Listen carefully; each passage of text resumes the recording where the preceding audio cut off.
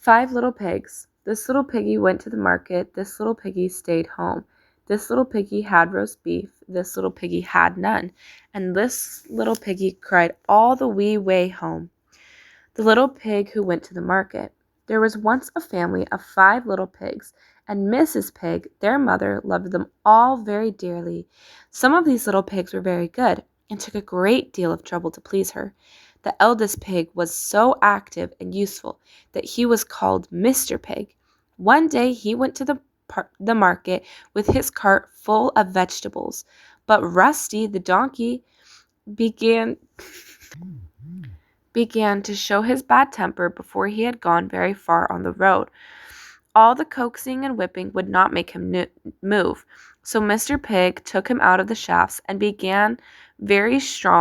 drew the cart to the market himself.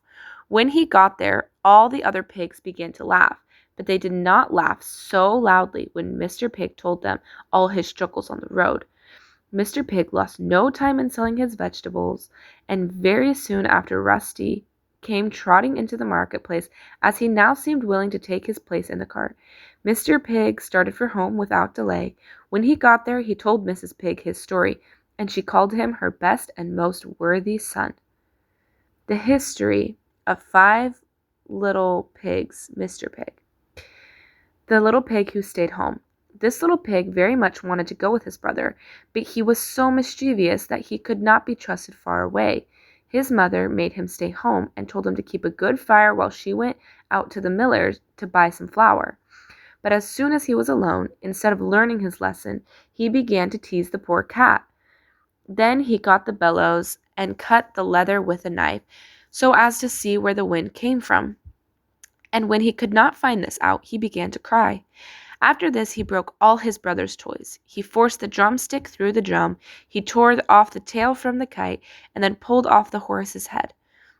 And then he went to the cupboard and ate the jam. When Mrs. Pig came home, she sat down by the fire, and being very tired, she soon fell asleep. No sooner had she done so than this little pig got a long handkerchief and tied it to her chair. But soon she awoke and found out all the mischief that he had been doing. She saw at once the damage he had done to his brother's playthings, so she quickly brought out her thickest and heaviest birch and gave this little pig such a beating that he did not forget it for a long time. The little pig who had roast beef. This little pig was a very good and careful fellow. He gave his mother scarcely any trouble, and always took a pleasure in doing all the things she bade him. Here you see him sitting down with clean hands and his brother, the idle pig, who was standing on a stool with the dunce cap on. He sat down quietly and learned his lesson, and asked his mother to hear him to repeat it, and this he did so well that Mrs. Pig stroked him on the ears and forehead, and called him a good little pig. After this, he asked her to allow him to help her make tea. He bought everything she wanted, and lifted the kettle from the fire without spilling a drop either on his toast or carpet. By and by he went out, after asking his mother to leave to play with his hoop. He had not gone far when he saw an old blind pig, who, with his hat in his hand, was carrying at the loss of his dog. So he put his hand in his pocket and found a halfpenny, which he gave to the poor old pig. It was for such a thoughtful conduct that this his mother often gave this little pig roast beef. Well, now come the little pig who had none. The little pig who had none. This is the most obstinate and willful little pig. His mother had set him to learn his lesson, but no sooner had she gone out into the garden than he tore his book into pieces. When his mother came back, he ran off into the street to play with other idle little pigs like himself. After this, he quarreled with one of the pigs and got a sound thrashing. Being afraid to go home, he stayed out till it was quite dark and caught a severe cold. Now he was taken home, put to bed, and had to take a lot of nasty medicine.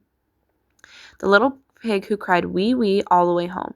This little pig went fishing. Now he had been told not to go into Farmer Grumpy's grounds, who did not allow anyone to fish on his part of the river. But in spite of what he had been told, this foolish little pig went there. He soon caught a very large fish, and while he was trying to carry it home, Farmer Grumpy came running along with his great whip.